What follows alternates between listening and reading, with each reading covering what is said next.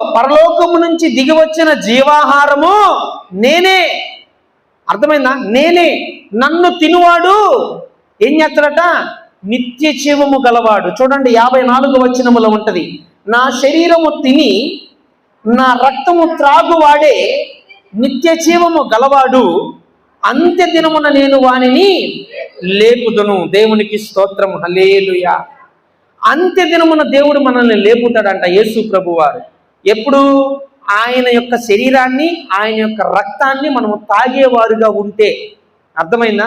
అంటే గమనించండి ప్రియమైన దేవుని బిడ్డలారా, యేసుక్రీస్తు ప్రభువారు ఎందుకు పుట్టాడో ఆ విషయం మనం తెలుసుకోవాలి. అర్థమవుతుందా? ఆయన ఎందుకు పుట్టాడో తెలియకుండా క్రిస్మస్ వచ్చింది, డిసెంబర్ మాసం వచ్చిందని చెప్పేసి కేకులు కట్ చేయటం, ఇళ్ల మీద స్టార్లు పెట్టుకోవటం, కొత్త బట్టలు కట్టుకోవటంలో పండగ లేదు. ఎందులో పండగ ఉంది అని అంటే, ఆయనను తెలుసుకున్నప్పుడు, ఆయన పుట్టుక వెనకాల ఉన్న ఉద్దేశము, ఆ పరమార్థము తెలుసుకున్నప్పుడే మనము వేసుకునే బట్టలకు కానీ, మనం పెట్టుకునే స్టార్కు కానీ, అర్థమైందా, మనము చేసుకునే పండగకి కానీ ఒక అర్థం ఉంటుంది. ఎందుకు అనంటే అది మనము ఆయన పుట్టుక వెనకాల ఉన్న అర్థాన్ని గ్రహించాం కాబట్టి మన పండగ దండగ కాకుండా మన పండగ ఏమైందట? మనల్ని నిత్య జీవానికి నడిపించింది. ఒకవేళ తెలుసుకోకుండా కనుక మనం పండగ చేసుకుంటే ఆ పండగ ఎందుకు పనికిరాదు.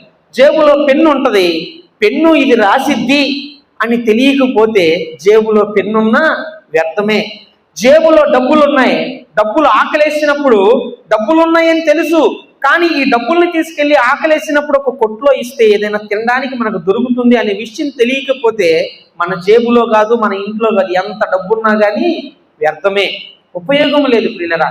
కాబట్టి లోకమంతా కూడా చాలా మంది ఏం చేస్తున్నారంటే ఇంటి మీద స్టారు, ఇంట్లో బారు. అర్థమైందా?